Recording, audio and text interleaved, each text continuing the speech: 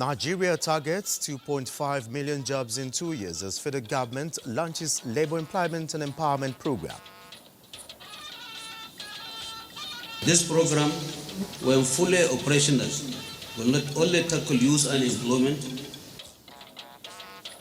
Curbing falsehood in public communication. Experts advocate improved media literacy for spokespersons. It is imperative for the media to be ever more present as it equips individuals with the tools. Accountability and institutional integrity. Senate takes steps to boost legislative compliance among agencies of government.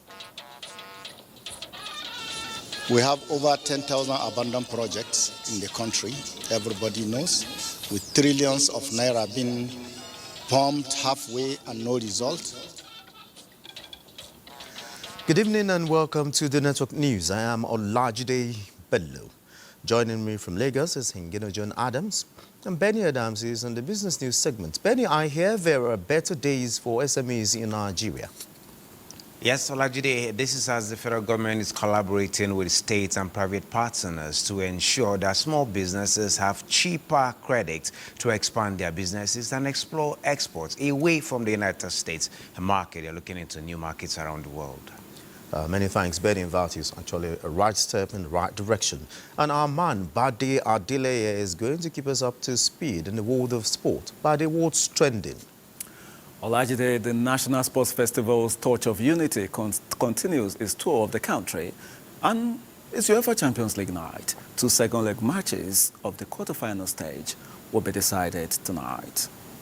All right, many thanks, Bade. You can watch these broadcasts live on our website, nta.ng/live, and on our other social media handles displayed on your screen. Now, the Labour Employment and Empowerment Program of the federal government has been officially flagged off, targeting to create 2.5 million jobs in 2 years. Vice President Kashim Shettima performed the ceremony at the State House, saying the initiative is deliberate to leverage innovations and the nation's large young population to close unemployment gap and place the country on the global map as an economic hub. Joseph Utsen reports. In this hall are prospective entrepreneurs. Not less than 2.5 million of them will be benefiting from the Labour Employment and Empowerment Program, an initiative of the federal government to redefine youth empowerment by providing clear pathways for skills development, job placement, and entrepreneurship growth. Vice President Kashim Shettima launches the scheme, which targets all sectors of the economy. Big aims to provide comprehensive training that equips our people with the right skills to compete and contribute in the global economy.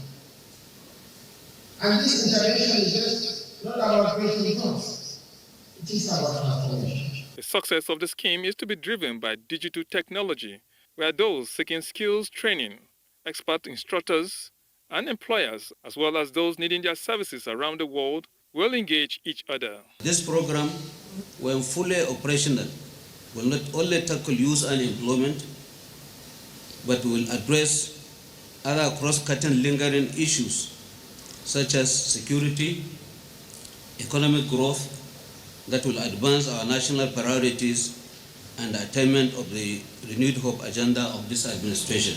Development finance institutions and the private sector, whether you are in education, trade, youth, development, technology or agriculture, there is space for you under the LEAP umbrella. Really emphasize the need to ensure that all those jobs are decent, and in the context of Nigeria, to make sure that none of those job holders will be paid below the minimum wage. I want to say, at any stage where the input of the labor movement is required, where our assistance is required, we'll be there because it will benefit the people of Nigeria. One of the important features of this scheme is the launch of the NIP portal to market the 2.5 million entrepreneurs so that those who need their services globally can engage them, with the federal government serving as guarantor. In Abuja, Joseph Otsen, NTA News. A significant improvement in local production has led to drastic drop in importation of petroleum products, especially premium motor spirit, PMS, otherwise known as petrol, into Nigeria. Chief Executive of the Nigerian Midstream and Downstream Petroleum Regulatory Authority, NMDPRA, Farouk Ahmed, confirmed these at the periodic briefing organized by the presidential media team at the State House. The chief executive, who highlighted the trends in local production of petroleum products and importation, acknowledged steady improvement in sufficiency level in products for the country.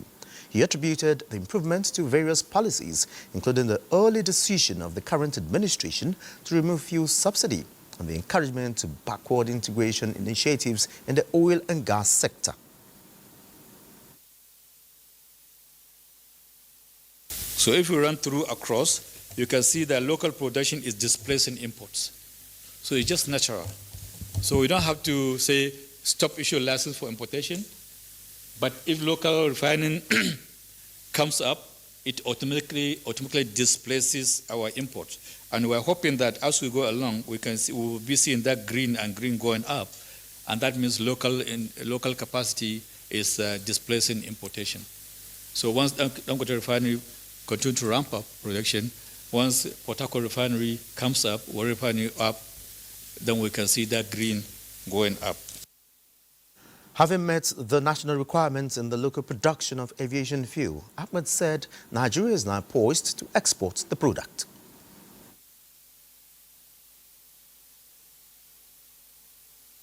And of course, in terms of aviation turbine Kero, we are almost 100% satisfied locally, and we're exporting now, because Dangote refinery production has been able to cover our requirement, and our national requirement for automotive aviation turbine is about 3 million liters per day, and they're producing a lot more than that, so they're exporting. The chief executive also pointed out that global trends, including the inconsistencies in U.S. President Trump's policies and downward trajectory in the crude oil markets, are impacting national revenue. Communication stakeholders advocating improved media literacy to curb spread of fake news, particularly in the era of global technological advancement. Speaker House of Representatives Tajuddin Abbas and Information Minister Mohammed Idris were among advocates who spoke at the second National Spokesperson Summit by the Nigerian Institute of Public Relations in Abuja.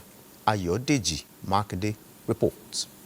Something that we must find a way of addressing. These experts in the communication industry from the past to the present converged on Abuja for the second edition of National Spokesperson Summit. The mandate of this session is strengthening integrity and the evolving roles of spokespersons in leadership communication. Special guest of honor, Speaker Tajuddin Abbas, notes that in an era when information spreads faster than wildfire, certified spokespersons must be engaged in information management. On his part, Information Minister Mohammed Idris espoused this, highlighting the cadre system of public relations and civil service. In this challenging information landscape, the role of spokespersons has evolved from being mere mouthpieces to becoming custodians of public trust. Our commitment to inclusivity, accountability, and transparency is essential to counter false narratives and build a reservoir of public trust. It is imperative for the media to be ever more present as it equips individuals with the tools to decipher, analyze, and evaluate messages conveyed through various media channels, enabling the latitude to make informed decisions and engage with media content responsibly. After the presidential assent to establish the first University of Public Relations, Chairman of the occasion, Olusegun Oshoba, bears his experience on roles of spokespersons. Just as President, Nigerian Institute of Public Relations, Ike Neliaku, ruled out attempts to stamp out quackery. Job of a spokesperson: engage the people, sell your product, sell your principle in a way that you can convince the entire audience. The spokesperson shapes public perception and ensures the timely delivery of the right messages to the appropriate audiences based on the peculiarities of his environment. Speaker Tajuddin Abbas was conferred with the Fellowship of the Institute. As this summit charts newer pathways for mentorship and leadership, there is a renewed commitment from NIPR and strategic partners to uphold standards of public relations to drive national development. In Abuja, Ayodeji, Makinde, NTA News. And moving on to the legislature now, the National Assembly has justified its intervention and approval of the state of emergency in Rivers State, saying it is not for political vendetta but a constitutional necessity. Speaker House of Representatives Tajuddin Abbas stated this while inaugurating a 21-member ad hoc committee of lawmakers to perform constitutional oversight on the activities of sole administrator in Rivers State. The National Assembly correspondent Mitairi Ikben tells us more. The National Assembly's approval of a state of emergency in Rivers State comes with a constitutional duty enshrined in Section 11, subsection 4 of the Constitution. The Federal Parliament is to make laws for the state, giving the suspension of the State Assembly along with the executive. Speaker Tajuddin Abbas says the terms of reference of the 21-member ad hoc committee revolve around upholding democratic tenets in a non-partisan manner. It is imperative that you monitor every aspect of the caretaker administration's conduct, scrutinize public expenditures, and ensure that all federal directives and policies are implemented as intended. Moreover, it is expected that you regularly report your findings to this House in a transparent manner, enabling us to continuously assess the impact of the emergency measures and to take further legislative action if necessary. The caretaker administration in Rivers is also requested to seek National Assembly approvals during the period. The administrator is required to operate with the highest levels of transparency and accountability, reporting directly to the National Assembly on all matters that pertain to the peace, order, and good governance of the state as prescribed by the Constitution. The President's extraordinary actions were not taken lightly. They reflect a profound sense of duty, a responsibility, and a recognition that when democratic institutions falter, decisive action is necessary to protect the interests of the nation. The intervention of the National Assembly in emergency rule in Rivers State serves as yet another litmus test for the legislature to play the vital role of upholding constitutional order. The Oversight Committee is chaired by House Leader Julius Ihonwere, with Minority Whip Ali Issa as deputy. From the National Assembly, Mitaire Ikben, NTA News. Senate is taking steps to ensure ministries, departments and agencies of government improve on their compliance with regards to resolutions of the legislature for accountability and institutional integrity. A two-day workshop is underway in Abuja as the Senate Committee on Legislative Compliance rub minds with stakeholders on the issue. National Assembly correspondent Lami Ali reports. Mostly, we have over 10,000 abandoned projects in the country, everybody knows, with trillions of naira being pumped halfway and no result. If you travel by road, you see the consequence of our roads because people are not complying with the law. If you go to the hospitals, you know the consequence of non-compliance because services are never delivered to Nigerians. The workshop seeks to address identified gaps between legislations and executions, as non-compliance to legislations has over time led to inefficiency and failure to provide Nigerians with needed services. President of the Senate, Godswill Akpabio, in his opening address noted that it is abnormal in a democracy when public institutions ignore or select resolutions to implement. Why do resolutions passed by the National Assembly sit dormant in the files of ministries unattended to? Why is compliance not at default mode in our institutional culture? The theme of the workshop is consolidating strategies for strengthening legislative compliance by identifying challenges understanding the consequence and developing solutions. Laws are made to be implemented, but when laws are made and just kept in the drawer, it's a big challenge, and that is why we have big challenges in almost every sector of the economy. There's a department within the presidency that assesses all the ministries, and maybe we can provide them additional tools, additional resources, so that they can be responsible for that measure, along with the other measurements they're already taking. Participants were positive on expected impact. The takeaway here will be having robust understanding on how to interpret the laws that are guiding our conduct. I want a sanction if there's no compliance. That will make everybody to sit up and do their job rightfully. This is the second national workshop pushing for legislative compliance by MDAs. Lami Ali, NTA News. Deputy President of the Senate, Barau Jibrin, says President Tinubu has, in the last 23 months of his administration, left no one in doubt of his commitment to laying a solid foundation for the prosperity of Nigeria.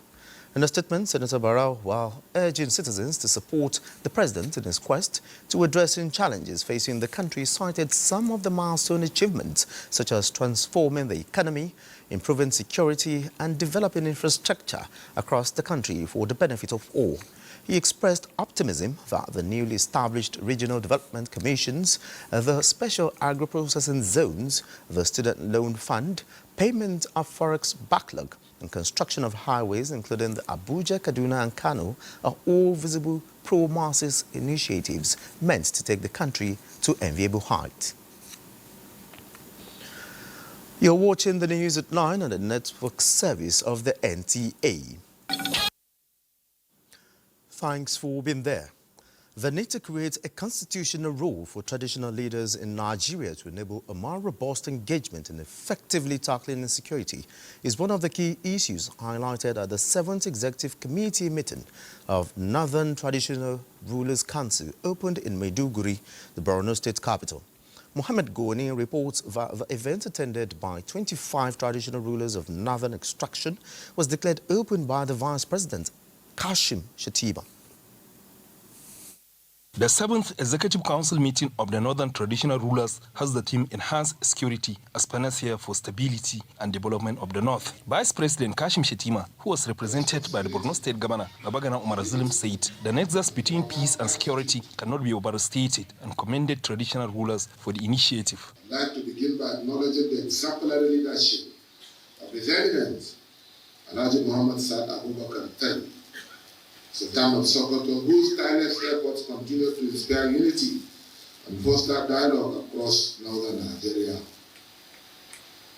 I also appreciate every grandfather here today for your unwavering support in confronting the variety of challenges that face our people. The fact that there is no security, there are clashes here, there is killings here and there, should wake us up for us to take action on what do we do to stem the tide of this endless and merciless and madness that's going about killing innocent people. The Royal Father emphasized the need to join hands with relevant stakeholders in providing solutions to the security challenges. In his paper presentation, former Director General of National Orientation Agency, Dr. Garba Abare, spoke extensively on the need to address security challenges in the country. There were goodwill messages from the Deputy Governor of Gombe State, Dr. Menesa Daniel Jato, representative of the National Security Advisor, Chief of Defense Staff, and the Inspector General of Police, among others. Communique is expected at the end of the meeting. In Maiduguri, Mohammed Goni, NTA News. A deeply disturbing video that surfaced online over the weekend in Maiduguri, Borno State capital, has sparked widespread outrage across Nigeria, showing a man identified as Bukar Modu violently assaulting a young Almajiri boy alleged to be one of his students. Pauline Kujevana tells us more.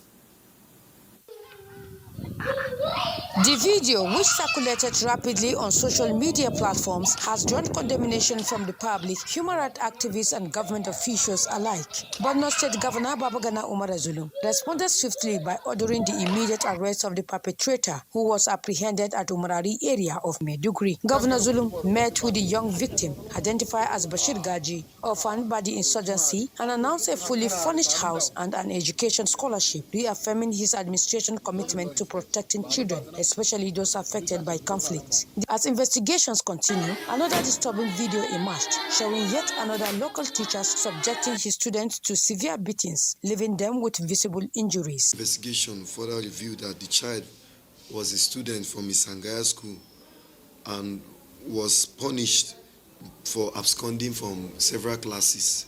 One thing with the members of the public is that we are now breaking the conspiracy of silence and exposing the evildoers. These incidences have heightened calls for systemic reforms in the informal education sector, especially among Almajiri schools, urging for stronger regulatory oversight and urgent reform to ensure children like Bashir Gaji are not only protected, but also given the opportunity to thrive. In Maiduguri, Paul Nkujevana, NTA News. Solar energy, a renewable source of power, provides an alternative to electricity supply in Nigeria. This is the expert view of Professor Mohammed Sani Haruna, a professor of electrical engineering and Nasiru Bello, as a practical solution in the book Solar Power Systems, Designs, Installations and Maintenance. So far, 1,400 copies of the book have been donated to 7 tertiary institutions across Nasarawa State by the former Naseni boss, Professor Sani Haruna. Abdullahi Ajia witnessed the symbolic presentation of the books to the head of the institutions by the representative of Nasarawa State Governor, Abdullahi Sule.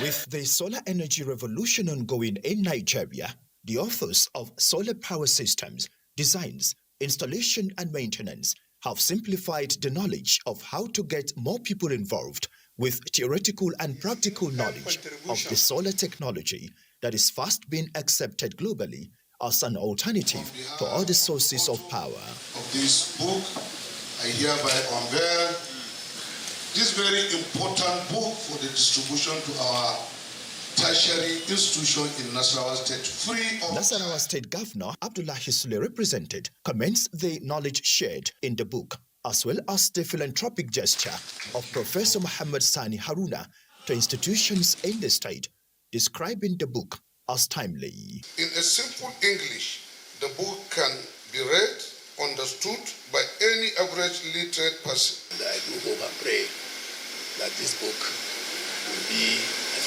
enormous benefit to students. The lead author says the book is his modest contribution to the growth of education in the state, while also providing energy solutions to the country. These materials, therefore, provide solution to these and set out key criteria that describe a quality system and key design and installations consideration that should be met and achieved in order to meet this requirement. Guest India Goodwill Messages describe the gesture as uncommon and the book as valuable addition to the academia for national energy breakthrough. From Kefi in Nasarawa State, Abdullahi Ajia, NTA News. The World Bank has expressed its continuous support to the federal government in ensuring that social safety programs are upskilled both financially and technically for the well-being of Nigerians. Ruth Aguele reports that the Vice President for West and Central African Region, Usmani Diagana, stated this during a visit to the Ministry of Humanitarian Affairs and Poverty Reduction in Abuja. Nigeria has been a long-standing partner with the World Bank in diverse ways, but this visit by the delegation from the bank is to get insight into ongoing reforms in the conditional cash transfer program under the National Social Investment Program, a scheme under the purview of the Ministry of Humanitarian Affairs and Poverty Reduction for vulnerable groups across the country. The goal is to make the scheme more visible to Nigerians with an ongoing capturing process across the country, targeting 15 million households, approximately 60 million beneficiaries for the conditional cash transfer.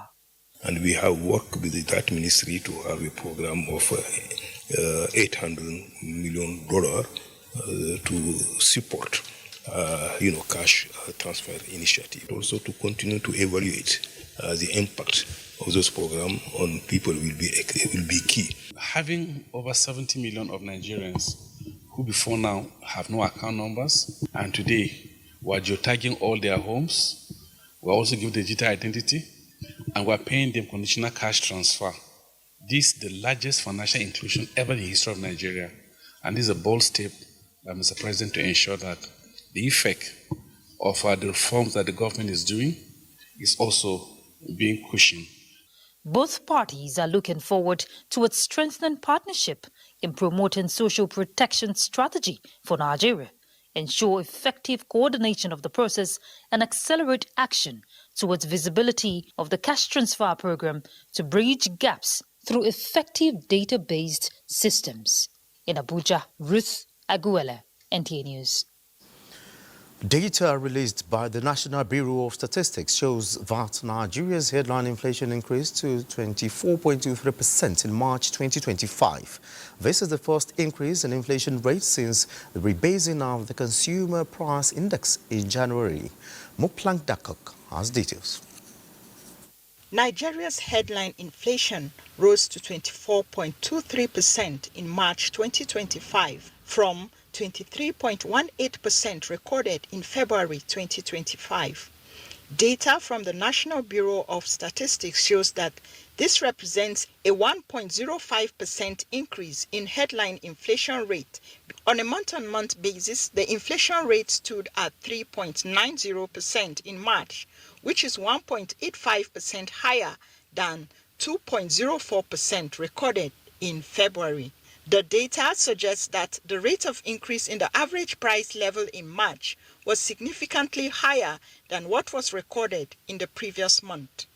In Abuja, Muplang Dakok, NTA News. Now let's talk more business with Benny Adams. Benny. Thank you. As Nigeria continued to get a nod on its progress talking about the Fitch ratings as well as JP Morgan just today, the federal government says it will in May inaugurate a de-risking fund to improve access to affordable financing for micro, small and medium enterprises in the country. The special advisor to the president on job creation and MSMEs, Temitola Adekunle Johnson, made the revelation while celebrating women in business in Abuja. Johnson says the de-risking fund is part of a broader strategy to address high lending rates and boost small businesses across the country. He adds that the fund would serve as a cushion for MSMEs grappling with impact of international trade challenges, including the 14% tariff imposed on the United States. So we're trying to ensure that when the state government brings a facility, we get a commercial bank that will match that fund. And you can give it to your SMEs at minimal amount. 14% tariff is not an issue.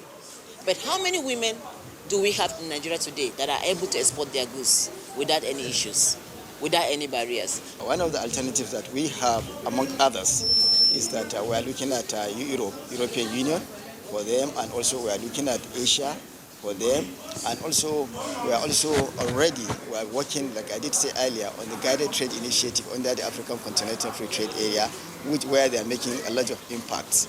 So we have seen other new markets, and those markets are promising.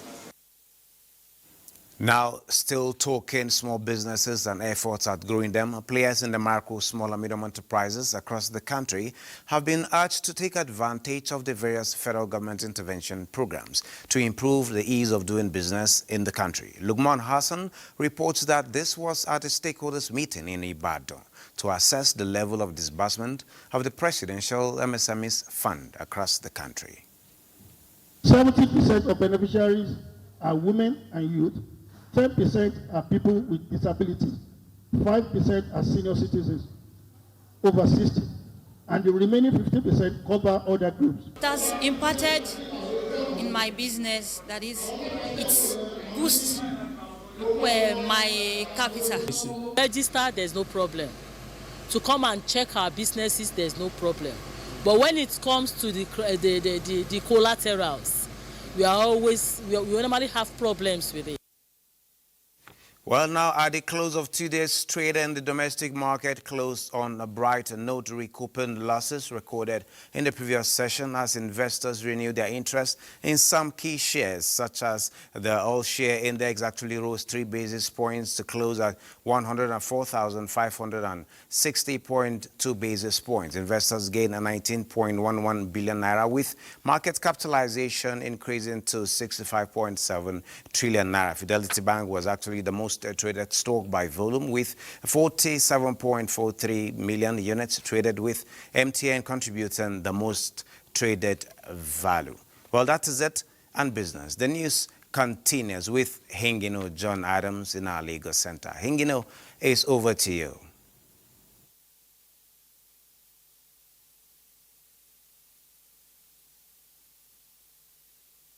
Benny Adams, and welcome to Lagos.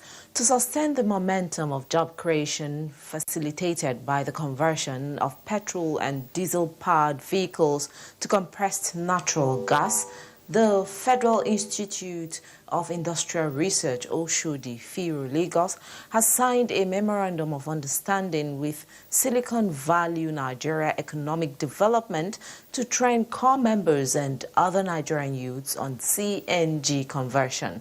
Joel Pupola reports that the memorandum of understanding also seeks to guarantee food security by adopting nanotechnology to maximize potential of the agricultural sector.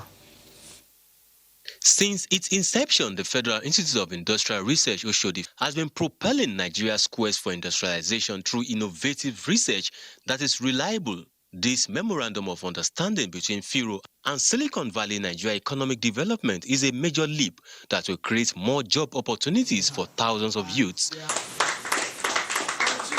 The Director General and Chief Executive Officer, FIRU, Jumai Adamututuwa, says the institute has trained over 300 youths on CNG conversion processes, and the target for year 2025 is to replicate this feat in all the geopolitical zones of the country.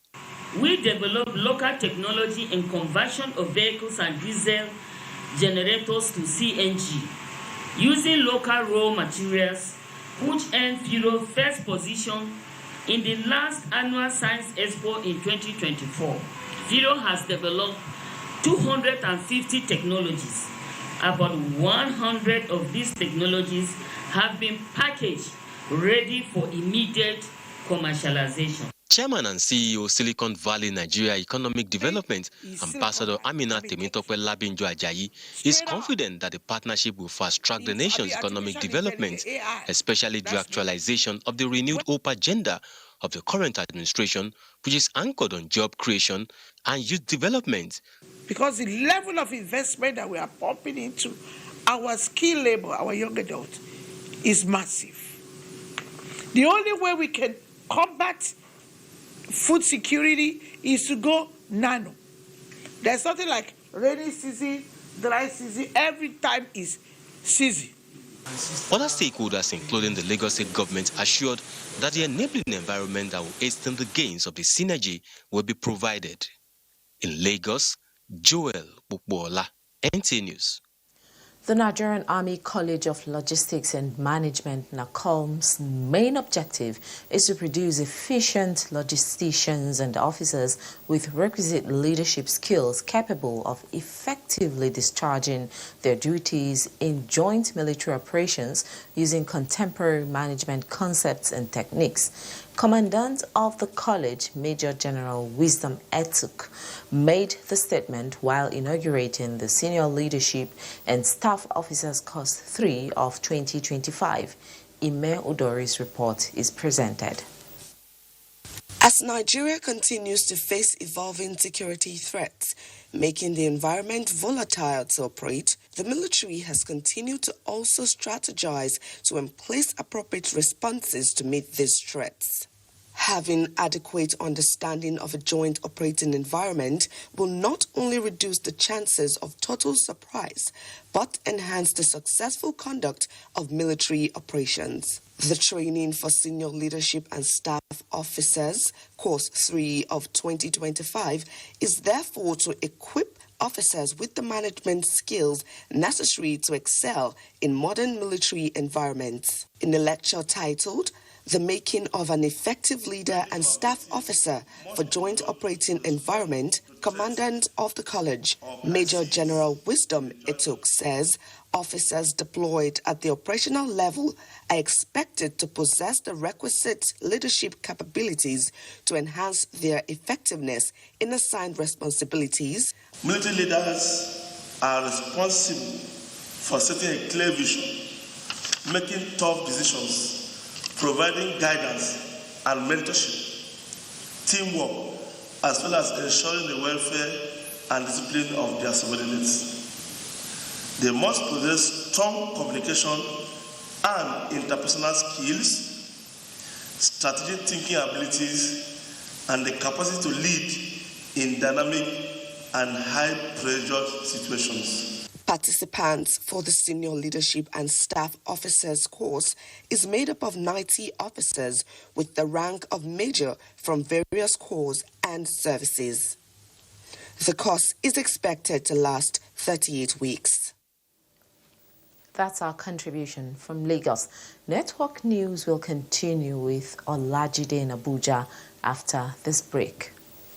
Ritual starts here, surrounded by life-made furniture. From my wardrobe to my bed, furniture's whole house customization designs every piece to perfection. I love that in Lagos, Port Harcourt, Abuja, Ibadan, and Kano, there's life-made furniture. For a whole house customization and furniture projects, call 081 2000 6000 or visit elifemade.com.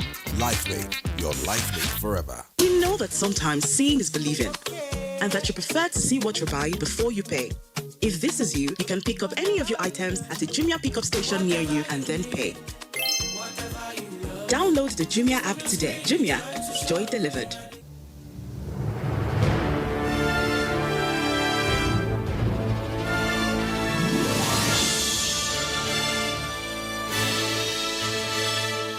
Sachet for your toilet bowl. It gives 10 times better cleaning and big savings too. Wow, Helen! Sparkling clean toilet with Harpic sachet.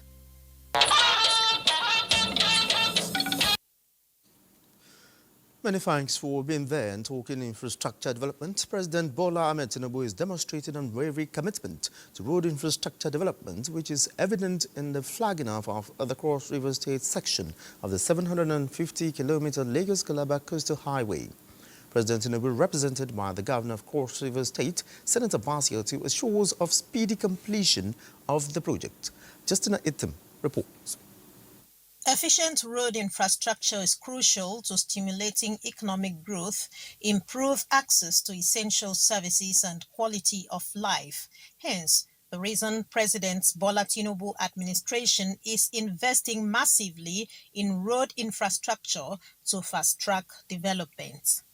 Flagging off the 65-kilometer three-lane dual carriageway, a component of the 750-kilometer Lagos-Calabar Highway, Section 3A and 3B in Calabar. President Tinubu, represented, says the project will transform the socio-economic fortunes of Cross River State, urging residents to take advantage of the economic opportunity that the project offers. With the recent groundbreaking ceremony of the Special Agro-Industrial Processing Zone in the state, the products from this zone will have seamless evacuation corridors to reach the teeming consumers. Minister of Works, David Umahi, sues for cooperation with the contractors to facilitate speedy completion of the project. The minister applauds Governor 2 efforts towards a commencement of the Calabar axis of the project. This project is quite innovative. It's only somebody like President Bola Ahmed Tinubu that can do something like this. It's only a man like this that had this dream 27 years back, and it's God that giveth him the wisdom to dream. Cross Riverians respond positively to infrastructural development as a vital means to enhancing our quality of life. 65 kilometers of the Calabar axis of the road will be constructed with reinforced concrete pavements to ensure durability. In Calabar, Justina Etam, NTA News. Until the Easter celebration, the federal government has declared Friday 18th and Monday 21st April 2025 as public holidays for Good Friday and Easter Monday celebrations. In a statement, the Minister of Interior, Olubunmi Tunji-Ojo, congratulates Christians, urging them to reflect on the love and sacrifice of Jesus Christ. He also calls for prayers for peace, unity and national development, reaffirming President Tinubu's commitment to the renewed hope agenda. Now, the leadership tussle of the National Association of Nigerian Students, NANS, is being resolved following a declaration by one of the factional presidents, Atiku Abubakar Isa. At a briefing, Atiku Abubakar says the decision was to resolve the face-off and promote unity and progress among Nigerian students.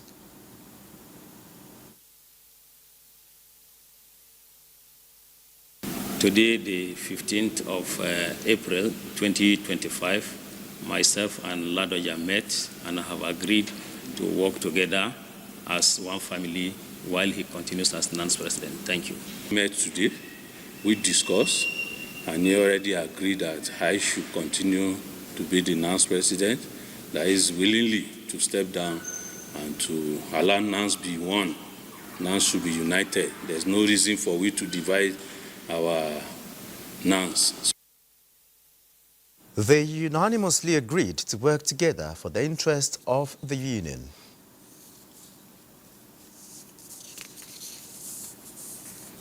It's time for another break, still to come tonight.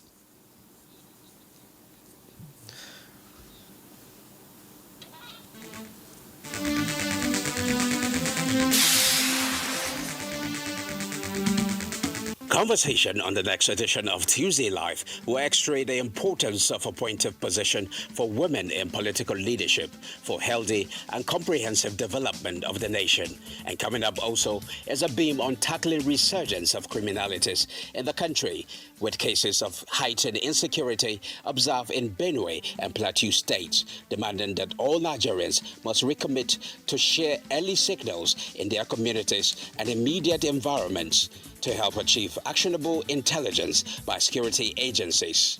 All this and more on Tuesday Live, coming up on the 15th April 2025. Tuesday Live, every week at 10:30 p.m. Incisive and educative as ever. Join us. The new Happic sachets. It has a thick formula, so all you need is just one sachet for your toilet bowl. It gives 10 times better cleaning and big savings too. Wow, Helen! Sparkling clean toilet with Happic sachet.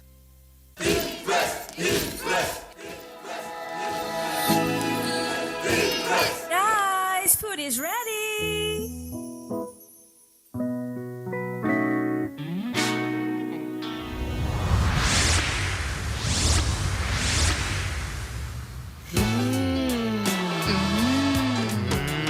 Suitable for jollof rice, stew, spaghetti, and yam portage. Cooked to impress. Shield your families from germs. When Dettol is a part of every household bucket, then you and your family can stay protected from up to 100 illness-causing germs. Everyday use of Dettol keeps my loved ones protected.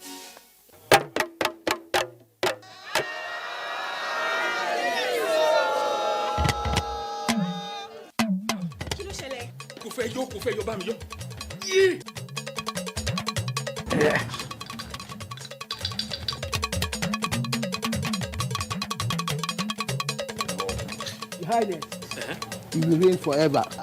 Yes.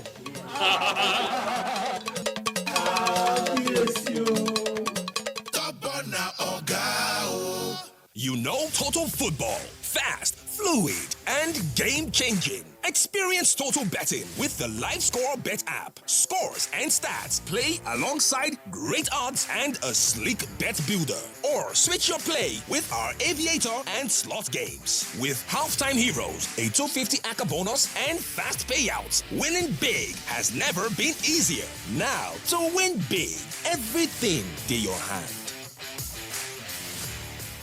The Financial Services Regulation Coordinating Committee, FSRCC, in collaboration with the National Broadcasting Commission, NBC, wishes to draw the attention of the public to the worrisome increase in the activities of illegal financial operators, IFOs, which threaten public trust and the stability of the Nigerian financial system. The FSRCC and NBC hereby advises the general public to refrain from dealing with unlicensed financial operators who deceive individuals with unrealistically high investment returns.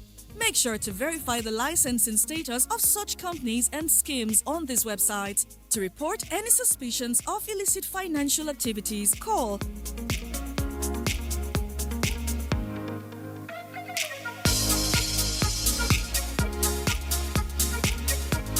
Let's work together to uphold the integrity of Nigeria's financial system. Announcer, FSRCC. Glad to know you're still there. Over now to Bade Adeleye for Sport Update. Bade? Many thanks, Olajide. Let's begin from home. Torch of Unity for the upcoming National Sports Festival in Ogun State continues its tour across the country and has had a stopover in Kano, where the state's contingents, including Paralympians, welcomed the symbol of the festival to the commercial city in grand style.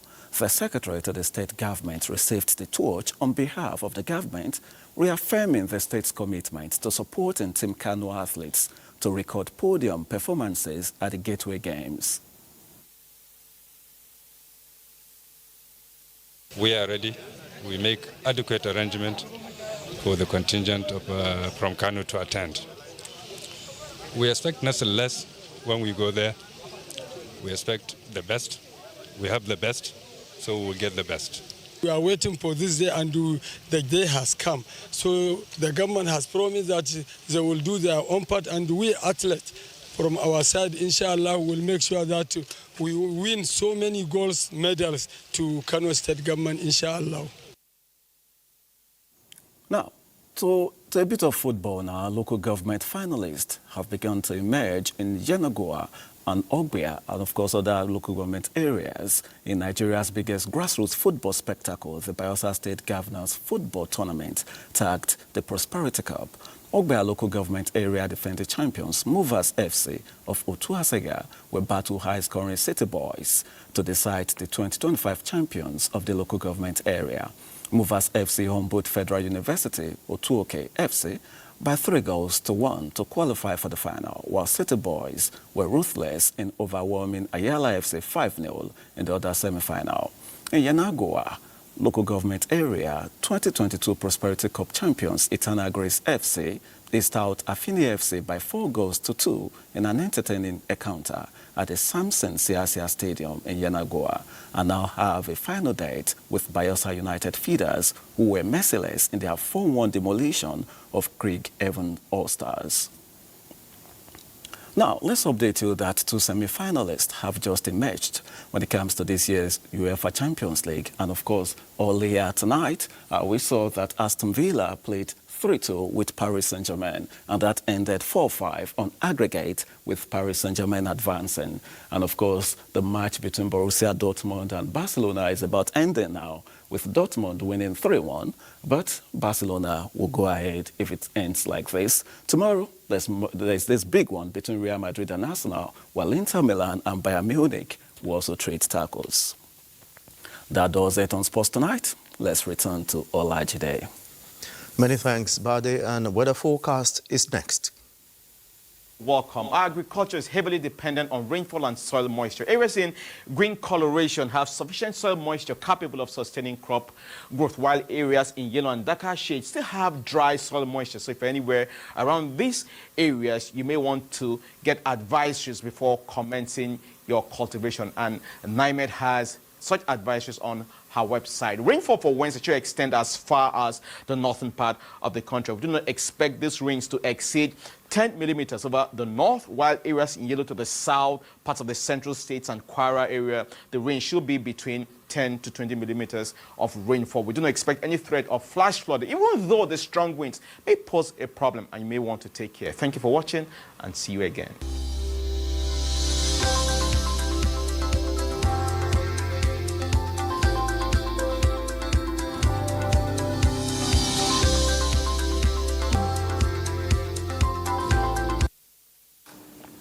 And that's it on the Network News. Many thanks for being a part of it. I am Olajide Bello.